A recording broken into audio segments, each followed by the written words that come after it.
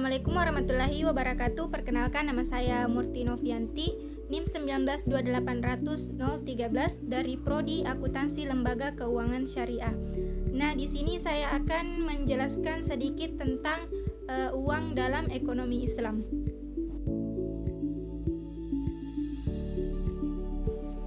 Pengertian uang dari beberapa tokoh ekonomi Islam yaitu uang merupakan benda-benda yang disetujui oleh masyarakat umum sebagai alat perantara untuk mengadakan tukar-menukar atau perdagangan dan sebagai standar nilai barang maupun jasa.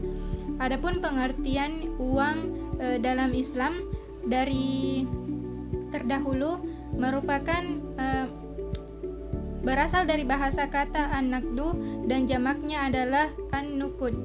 Pengertiannya ada beberapa makna, yaitu an-naqdu berarti yang baik dari dirham, menggenggam dirham, membedakan dirham, dan an-naqdu juga berarti tunai. Uang di dalam ekonomi Islam merupakan sesuatu yang diadopsi dari peradaban Romawi dan Persia. Ini dimungkinkan karena penggunaan konsep uang tidak bertentangan dengan ajaran Islam. Dinar adalah mata uang emas yang diambil dari Romawi dan dirham adalah mata uang perak warisan peradaban Persia. Perihal dalam Al-Quran dan hadis, kedua logam mulia ini, emas dan perak, telah disebutkan baik dalam fungsinya sebagai mata uang. Misalnya, dalam surah At-Taubah ayat 34 disebutkan yang artinya, hai orang-orang yang beriman, sesungguhnya sebagian besar dari orang-orang alim Yahudi dan rahib-rahib Nasrani benar-benar memakan harta dengan jalan batil dan mereka menghalang-halangi manusia dari jalan Allah. Dan orang-orang yang menyimpan emas dan perak dan tidak menafkahkannya pada jalan Allah, maka beritahukanlah kepada mereka bahwa mereka akan mendapat siksa yang pedih. Adapun fungsi uang yaitu yang pertama, uang sebagai ukuran harga.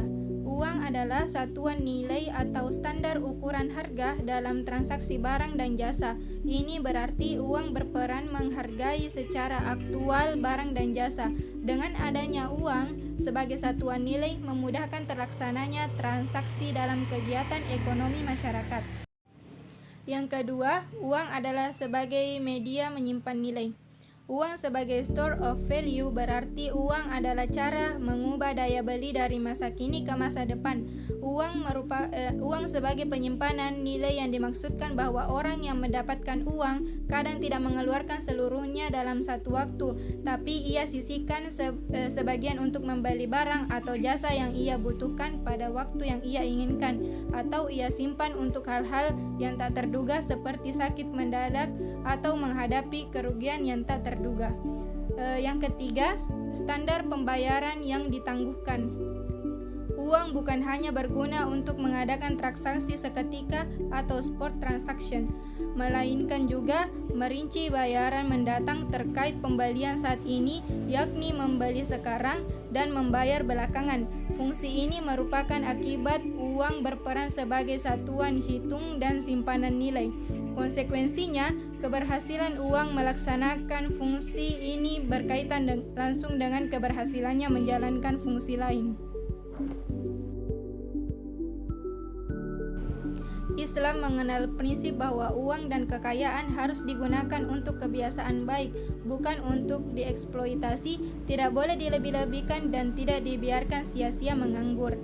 Islam sangat menghargai waktu, tetapi penghargaannya tidak diwujudkan dalam rupiah tertentu atau presentasi bungaan tetap, karena hasil yang nyata dari optimalisasi waktu itu variabel, tergantung jenis usaha, sektor industri, lama usaha, keadaan pasar, stabilitas politik, produk yang dijual, jaringan pemasaran, termasuk siapa pengelolanya.